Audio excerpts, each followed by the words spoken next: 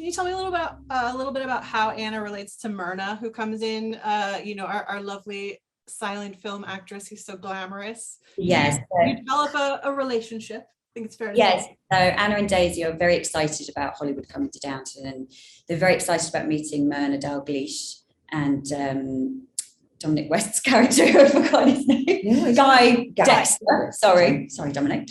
Guy Dexter, and they particularly are excited about meeting Myrna because Laura Haddock's character, because she's come from very humble beginnings at sort of East End of London, and she's become this movie star, which, you know, it's the first sort of generation of women, although you'd have to be extremely beautiful and extremely fortunate for that to happen, but somebody that they could relate to in terms of a working class woman doing, you know, incredibly well in life and getting to that level of success. So she's a little bit of a, you know, an inspiration to them.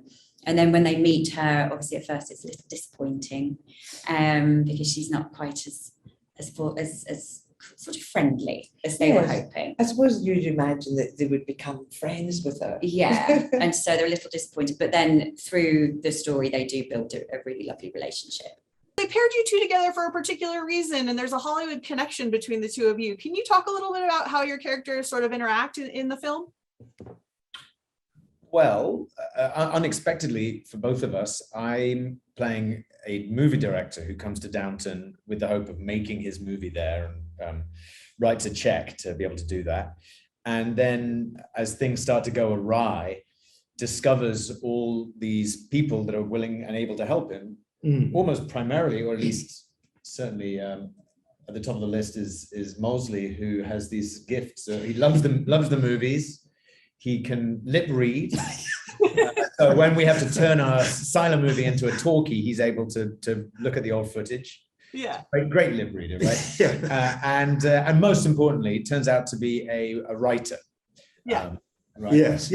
So it was fascinating actually, because what we're doing is we're kind of tracking what happened in reality back then, which was that transition from silent movies. And then it suddenly became apparent that, well, silent movies weren't making any money anymore because the talkies had arrived, and everybody was queuing to see them. And so there's a decision to be made. We've got to change this movie into a talkie. And what we need? A lip reader. Yes, that's me. And so that was a really, really fun part of the job, actually. Sort of exploring that and then seeing how that transition would be achieved. So you see that sort of you see sound equipment being brought in and different cameras being brought in. It was really fascinating. Yeah, it's not quite the same as going from film to HD, film to digital to HD, right? Nobody's going to make a movie about that in 80 years' time.